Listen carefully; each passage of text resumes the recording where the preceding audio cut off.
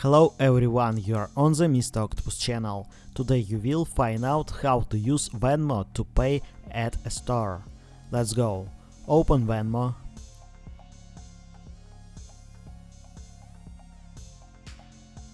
Settings. Add your bank account or card.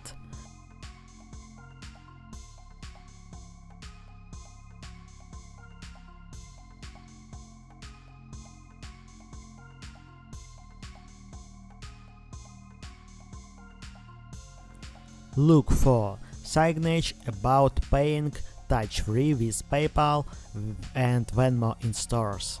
Scan code.